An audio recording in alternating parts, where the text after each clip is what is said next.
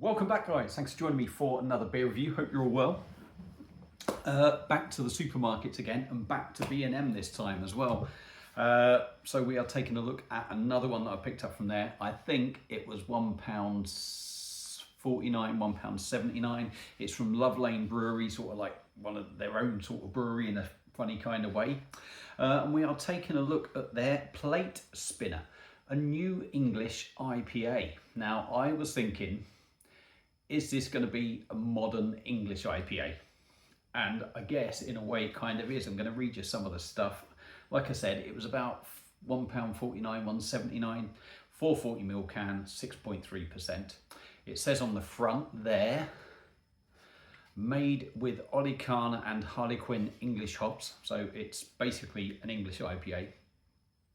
On the back it's saying malts, golden promise, oats and wheat. Hops are Harlequin and Olicana.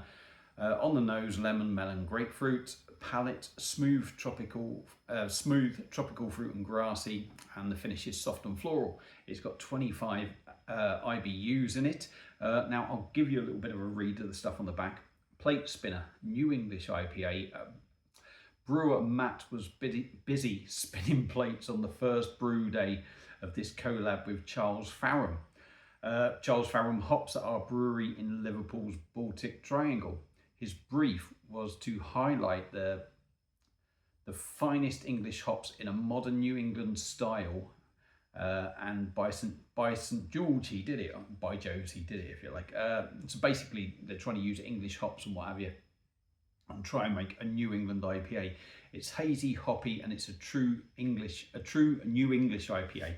So rather than a New England IPA using sort of modern and foreign hops, or hops from different countries, it's a New England IPA but brewed with British English hops. So yeah, nice artwork, looks good, slightly different to what Love Lane normally do. So it is slightly chilled. Got it out, it did warm up a little bit. I put it back in the freezer just to give it a bit more of a chill, just to get it lower. So let's get it cracked open and see what we get. As I've said many a times, I ain't got a Love Lane brewery glass, so it's going in the old Perfect Draft one, being as I'm away. The glass is wet, so it may not build a great big head, but this will be interesting. This will be an interesting one. New England IPA, low on bitterness generally, and quite juicy. So we'll see what we get with this one. Give the glass a tap, get the bubbles off.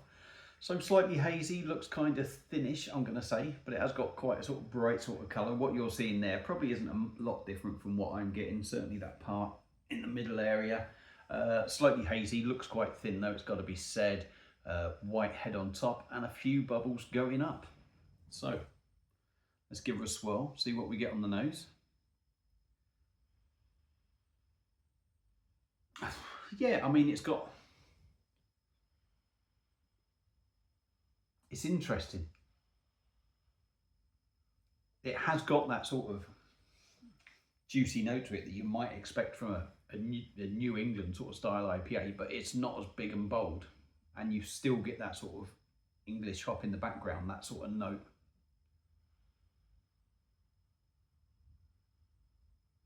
Funny sort of smell to it. Hard to pinpoint your finger on it. But yeah, we'll go along with it. I suppose we'll find out more in the taste. So make sure we get every drop out of there. Love Lane Brewery and their Plate Spinner New English IPA, a twist on a New England using English hops. Let's dive in. Cheers.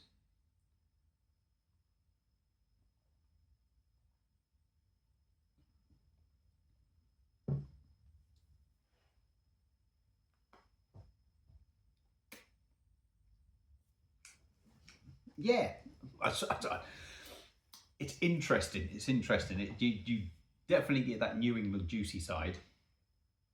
You definitely get that British hop thing in there. But let's do the usual stuff.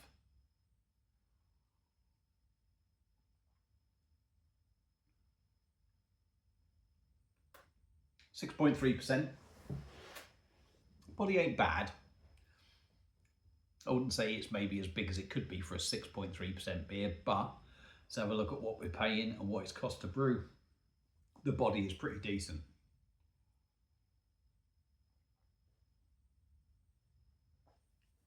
Smooth, low in carbonation. It's definitely different. Easy drinking.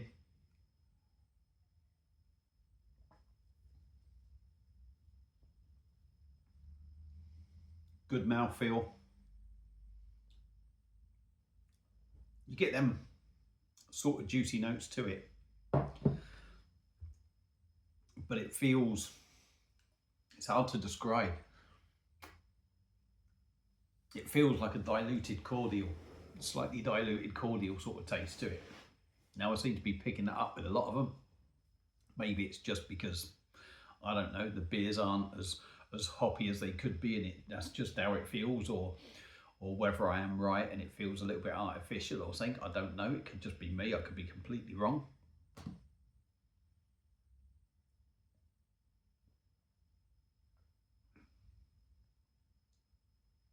Fruity on the start.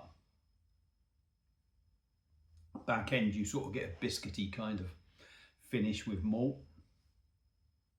which is quite nice, like slightly sweet as well. All I've got to do is get the bit in the middle now.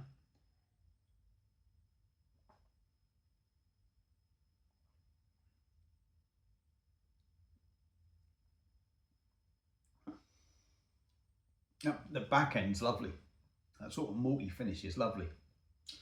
The front end, like I say,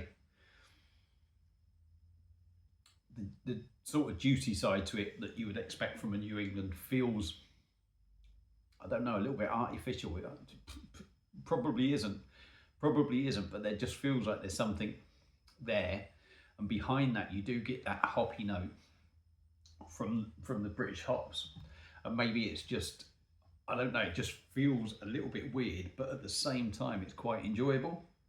But there is just that sort of note that kind of puts me off, because it makes it feel a little bit artificial, like I say.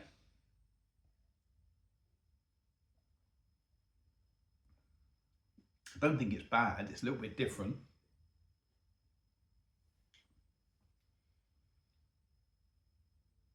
It's not particularly nasty. Like I say, there is that touch of an artificial sort of feel to it, maybe, I don't know. The malty bit on the back end is lovely. Like I say, it's very nice and biscuity. It feels like a digestive biscuit sort of on the back end. That's what it leaves you with, that note.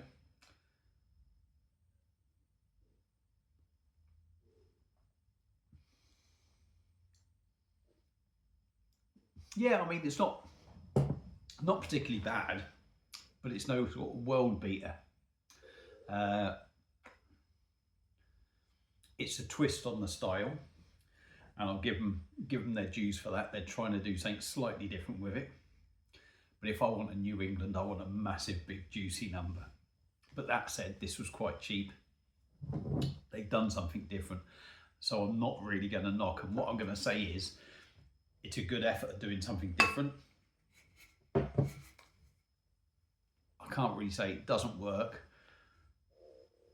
It's just something different that is kind of experimental. So I'm going to give it a thumbs up. I'm going to give it one of them in the middle. It's sort of like one of them. I want to give it a thumbs up. I'm not really disappointed with it, nor am I put off with it, really. I think it's worth a try because it's going to come down to personal taste. I'm not really against it. I'm not really massively for it, because like I say, if I want a New England IPA, even though this is a twist on it, I would rather go for the big one. But yeah, I'm going to recommend people give that a try because I think it's worth giving a go. I don't dislike it, nor am I sort of like blown away by it.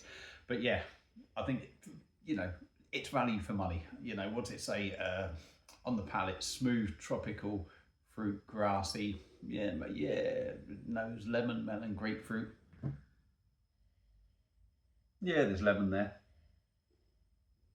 Lemon and melon. I wouldn't say I'm getting grapefruit from it. But yeah, interesting drop. So give it a go. If you've had it already, let me know your thoughts on it. If you watched this video and enjoyed it, give it one of them. And if you're enjoying the channel, give us a sub. That's it for this one. Thank you all for watching. Hope you enjoyed it. and I'll see you again soon on another one. Cheers.